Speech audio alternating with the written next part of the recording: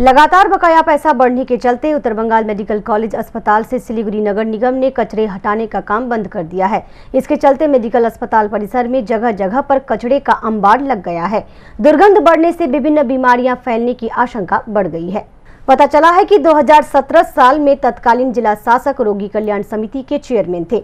उस समय मेडिकल अस्पताल परिसर से कचरे हटाने का दायित्व एसजेडीए को सौंपा गया था। उस दौरान सिलीगुड़ी नगर निगम की ओर से कचरा रखने के लिए कुल 8 वैट दिया गया था। उस वैट में रखे गए कचरे को ट्रैक्टर के जरिए सिलीगुड़ी के डंपिंग ग्राउंड में लाया जाता था।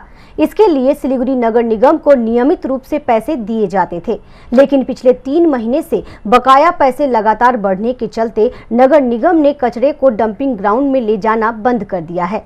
इसके चलते पूरे परिसर में इधर उधर कचरे फेंके जा रहे हैं। इधर अस्पताल के अधीक्षक डॉक्टर संजय मल्लिक ने बकाया पैसा होने की बात स्वीकार करने से इनकार कर दिया।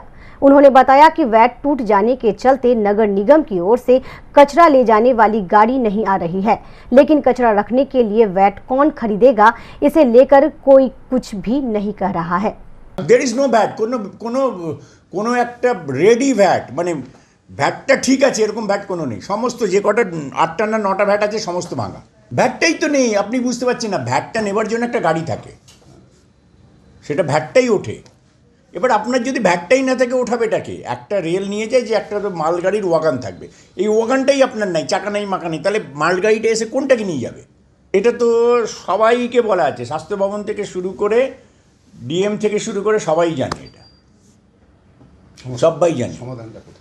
সমাধান আমি বলতে পারবো না, মানে অ্যাডমিনিস্ট্রেশন যদি বলতে পারে তাহলেই হবে। কেননা এটা আইদার মিউনিসিপ্যালিটি দেখবে অথবা পঞ্চায়েত দেখবে, এটা তো আর এমএসবিপি দেখবে না।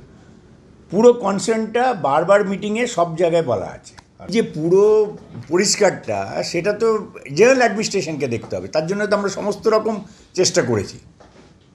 সমাধান নেই, সেটা সবাইকে বসে সমাধানটা তৈরি করতে হবে। তার মধ্যে তো জেনারেল অ্যাডমিনিস্ট্রেশনের ইনভলভমেন্টটা তো খুব বেশি করে লাগবে, কারণ এটা আইদার মিউনিসিপ্যালিটি করবে অথবা শিলিগুড়ি কর্পোরেশন করবে অথবা পঞ্চায়েত করবে। কোথাও তো একটা ব্যবস্থা করতে হবে সেটা।